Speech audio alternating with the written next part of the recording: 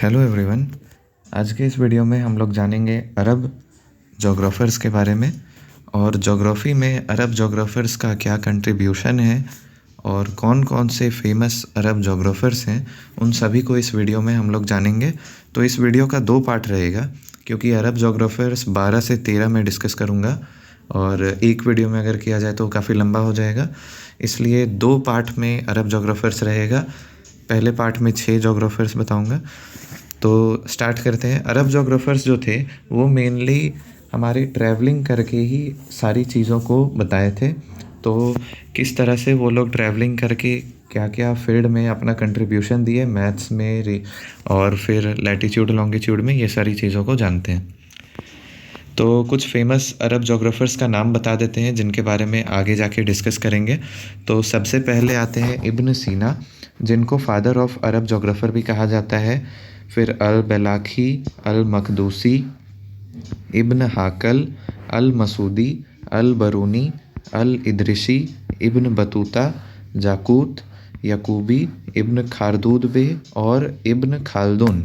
In total 12 के बारे में मैं डिस्कस करूँगा। तो आज के इस वीडियो में मैं अल बरूनी तक डिस्कस कर दूँगा। तो अब जानते हैं कि जोग्राफ़ी में अरब जोग्राफ़र्स का क्या कंट्रीब्यूशन रहा है। उसके बाद हम लोग एक एक करके अरब जोग्राफ़र्स को पढ़ेंगे। तो अगर जोग्राफ़ी में बात किया जाए तो जैसा कि पहले चलता आ रहा था, तो डार्क एज के बाद से हमारा जब डार्क एज चल रहा था तो डार्क एज में जोग्राफ़ी का कोई नया इन्वेंशन नहीं हो रहा था, ना जोग्राफ़ी का स्टडी हो रहा था, क्योंकि उस समय रिलीजन पे ज़्यादा फोकस किया जा रहा था। तो जो चीज़ बाइबल में लिखा गया था लोग उसी को सच मान रहे थे, उसका कोई साइंटिफिक प्रूफ ये सब नहीं किया जा रहा था। तो डार्क एज के बाद हमारा जोग्राफ़ी का जो भी डेवलपमेंट हुआ है वो सबसे पहले अरब में, यानी कि अरब के जोग्राफ़र्स ने ही किया है। तो सबसे पहला इनका जोग्राफ़ी में कंट्रीब्यूशन अगर कुछ है तो वो है कि इन्होंने जोग्राफ़िकल नॉलेज का प्रिजर्वेशन किया किस समय, जब डार्क एज चल रहा था। दूसरा, इन्होंने एस्ट्रोनॉमी के बारे में बाकी काफ़ी कुछ बताया। तीसरा, ये इन्होंने मैथमेटिकल जोग्राफ़ी में अर्थ का शेप, अर्थ का प्रोजेक्शन, ये सब बताया। लैटीट्यूड लॉन्गिट्यूड पे बहुत अच्छा एक्यूरेसी था इनका। और अलग अलग जोग्राफ़ी के ब्रांचेज़ में, जैसे कि regional geography, geomorphology, climatology, oceanography, human geography, ये सारी चीज़ों पे अरब के जोग्राफ़र्स ने अपना जोग्राफ़िकल डिस्क्रिप्शन पेश किया। अब एक बात आता है कि अरब के एक खलीफा थे। खलीफा मतलब होता है पॉलिटिकल लीडर। तो उन्होंने एक एजुकेशनल इंस्टीट्यूशन का स्थापना किया था जिसका नाम है बैतुल हिकमा। और बैतुल हिकमा का जो स्थापना है वो करवाया था बगदाद के खलीफा, जिनका नाम था हारून उल रशीद। इन्होंने बैतुल हिकमा, एक एजुकेशनल इंस्टीट्यूशन का स्थापना कराया था। और ये भी पूछा जाता है कि वो कौन से अरब जोग्राफ़र थे जिन्होंने टॉलमी का बुक अल्माजिस्ट का अनुवाद यानी कि ट्रांसलेशन कराया था। तो उनका नाम था अल मामून। ये 1813 में खलीफा थे अल मामून। तो इन्होंने टॉलमी की बुक अल्माजिस्ट का ट्रांसलेशन कराया था। अब जानते हैं एक एक करके कुछ अरब जोग्राफ़र्स के बारे में। अच्छा, इनका और कंट्रीब्यूशन है अननोन लैंड को खोजा था इन्होंने। अननोन लैंड मतलब ये ट्रैवलर्स थे ना, तो ट्रैवलिंग करते हुए इन्होंने जो जो एरिया के बारे में बताया हम लोग को, वो सारी नए जगह था। तो अननोन लैंड के बारे में बताया, हाकल, बतूता, ये सारा काम किए। जोग्राफ़िकल डिक्शनरी, फिर जोग्राफ़ी से रिलेटेड काफ़ी सारे फैक्ट्स को भी इन्होंने बताया अपने जोग्राफ़िकल डिक्शनरी में। अरब के कार्टोग्राफ़ी को भी बताया। उसके बाद है अरब कार्टोग्राफ़ी में भी इन्होंने काफ़ी ज़्यादा अपना कंट्रीब्यूशन किया। ठीक है, अब हम लोग एक एक करके जोग्राफ़र्स को पढ़ते हैं और उनका कंट्रीब्यूशन को साथ में देखते जाएंगे। तो सबसे पहले आते हैं इब्न सीना, जिनको अरब भूगोल का जनक यानी कि अरब जोग्राफ़र, फादर ऑफ अरब जोग्राफ़ी कहा जाता है। इन्होंने अरबी भाषा में विश्वकोश की रचना की थी, डिक्शनरी की, जिसमें भौतिक भूगोल को इन्होंने बताया था। ठीक है। और इनका जो ये विश्वकोश था, डिक्शनरी था, इसमें इन्होंने मिट्टी निर्माण कैसे होता है, अपर्दन कैसे होता है, ये सारी क्रियाएं और उसका निर्माण को बताया था। ठीक है। उसके बाद इब्न सीना का एक मानना था, वो मानते थे कि जो अपर्दन है, जो पर्वत का उत्थान है, उसके साथ ही अपर्दन चालू हो जाता है। तो इब्न सीना मानते थे कि पर्वत का उत्थान होता है और उसके साथ ही अपर्दन चालू हो जाता है, ये मानते थे इब्न सीना। ठीक है। अब नेक्स्ट आता है अल बलाखी। तो अल बलाखी का बुक फेमस है बस, और इनका बुक फेमस है जिसको किताबुल अशकल कहा जाता है, किताबुल अशकल। और इसी किताबुल अशकल में इन्होंने वर्ल्ड का पहला क्लाइमेटिक मैप बनाया था 921 बीसी में।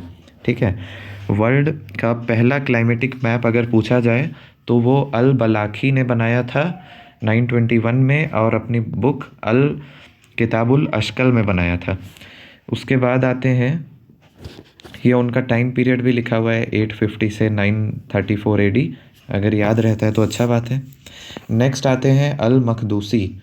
अल मकदूसी का टाइम पीरियड 945 से 988 एडी है, और इनके बारे में जानते हैं। तो अल मकदूसी जो थे वो फेमस थे क्योंकि इन्होंने इंडियन मॉनसून के बारे में बताया था। तो भारतीय मॉनसून के बारे में भी अरब जोग्राफर्स को ने नॉलेज दिया था।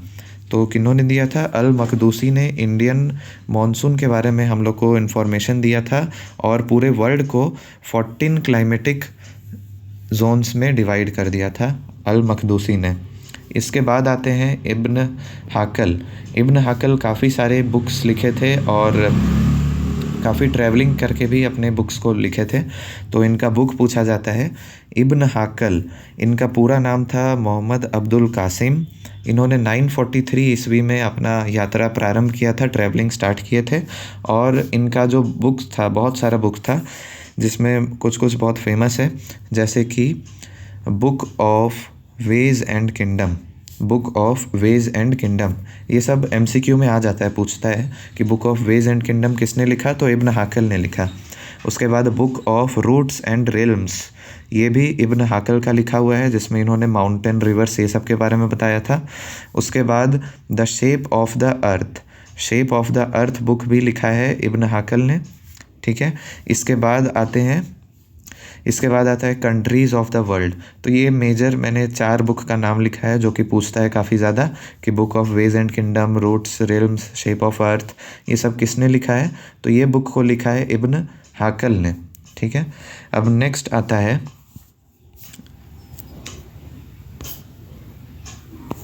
अल मसूदी। अल मसूदी भी काफ़ी फेमस थे क्योंकि ये एक लौते ऐसे अरब जोग्राफर थे जो मानते थे कि पृथ्वी गोल है। बाकी जितने भी अरब जोग्राफर्स थे वो मानते थे कि हमारा अर्थ जो है वो फ्लैट सरफेस है। ठीक है। अब जानते हैं अल मसूदी के बारे में और इनके कंट्रीब्यूशन के बारे में। तो अल मसूदी जो है, क्या हो रहा है, 1 मिनट। अल मसूदी, जिनका जन्म हुआ था बगदाद में, और और ये एक भूगोलवेता के साथ साथ जलवायु वैज्ञानिक और इतिहासकार थे। मतलब ये क्लाइमेटोलॉजिस्ट भी थे और हिस्ट्री भी जानते थे, अल मसूदी। ठीक है। और अल मसूदी ने अपने ट्रैवलिंग से काफ़ी कुछ बताया, जिसमें इन्होंने ओशन का जो कलर है, अलग अलग ओशन को अलग अलग कलर्स में इन्होंने बताया कि अटलांटिक ओशन जैसे कि डार्क ग्रीन सी है, वैसे ही इन्होंने अलग अलग ओशन का कलर्स बताया, उसका सैलिनिटी को बताया। और साथ ही इन्होंने कैस्पियन सी को एक क्लोज्ड सी कहा कि कैस्पियन सी लैंडलॉक सी है, मतलब चारों तरफ उसका लैंड है और बीच में कैस्पियन सी है। ठीक है। और अर्थ को स्पेयर मानने वाले पहले थे, तो ये तो सबसे इम्पोर्टेंट बात है इनका। और ये बोले थे कि ओशन कर्व है, मतलब ओशन यही कर्व है, इसीलिए तो इसका बताया गया कि ये स्पेयर मानते थे। ठीक है। तो ये था अल मसूदी के बारे में। बगदाद में इनका जन्म हुआ था, कैस्पियन को बंद सागर मानते थे, और इन्होंने ओशन का कलर बताया था, और अर्थ को स्पेयर मानने वाले पहले क्या इकलौते अरब जोग्राफर्स थे, शायद इकलौते थे। अब नेक्स्ट आता है आज के इस वीडियो का लास्ट, अच्छा, ये जो अल मसूदी थे इनका कुछ लिखा हुआ बुक भी था, उनके बुक को जानते हैं। अल मसूदी का बहुत सारा कंट्रीब्यूशन रहा है, तो उनका बहुत सारा बुक भी है, 7 समुंदर के बारे में भी बताए थे ये, तो उनको एक एक करके जानते हैं। तो इनका बुक है annals of the time, golden meadows. Golden meadows काफ़ी बार पूछा गया है, गोल्डन मिडोज़ कौन लिखा है ना? अल मसूदी लिखे हैं। अल मसूदी और मखदूसी में आप लोग कंफ्यूज मत होइएगा। अल मदूसी और मखदूसी, मखदूसी जो थे वो इंडियन क्लाइमेट के बारे में बताए थे, और मसूदी का बहुत सारा कंट्रीब्यूशन था, ये जोग्राफ़र क्लाइमेटोलॉजिस्ट सब थे। अब इसके बाद आता है गोल्डन मिडोज़ के बाद extortion and inspection, guide of gadget, किताब उल तनबल इशरफ, ये सब भी पूछा हुआ है काफ़ी ज़्यादा। किताबुल औसत, अखबारुल जामा, ये सारी चीज़ें इन्होंने ही लिखी थी। उसके बाद 7 समंदर के बारे में भी इन्होंने बताया था। तो कौन कौन से 7 समुंदर थे? तो इनके अनुसार जो 7 समुंदर थे वो एक था sea of Persia, sea of Persia.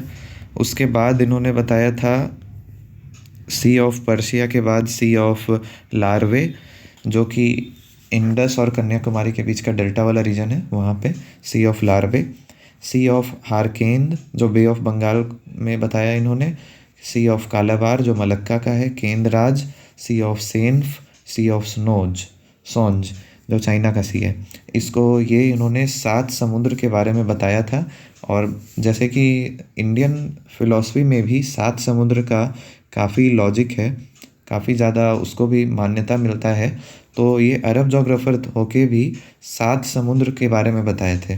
तो ये भी पूछा जा सकता है कि अरब जोग्राफ़र में कौन 7 समुद्र का कॉन्सेप्ट लाए थे? तो अल मसूदी लाए थे, ठीक है। और इनका जानते हैं तो इन्होंने भाषा के आधार पे भी पूरे विश्व को 7 भागों में बांट दिया था, जिसमें पर्शिया अलग कर दिया था इन्होंने कि पर्शिया। फिर अरब को इन्होंने चेल्डियन कहा था, चेल्डियन कहा जाता था अरब को। फिर ग्रीक, इजिप्ट, तुर्क, हिंदू में आ जाएगा पूरा भारत, और चाइना में चाइनीज़ हो जाएगा। हिंदू में जो संस्कृत ये सब लैंग्वेज बोला जाता था, आर्य लैंग्वेज। टर्क का टर्किश हो जाएगा, इजिप्ट का अलग लैंग्वेज, ग्रीक अलग है, अरब जोग्राफ़र्स का अलग लैंग्वेज है। तो इन सारी चीज़ों को पर्शिया का अलग हो गया।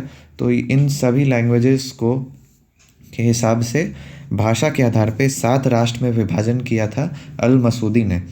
अब इसके नेक्स्ट पार्ट में हम लोग बचे हुए अरब जोग्राफ़र्स के बारे में जानेंगे, और कंक्लूजन क्या निकलता है अरब जोग्राफ़र्स का उसको समझेंगे। तो आज की इस वीडियो में बस इतना ही। Thank you.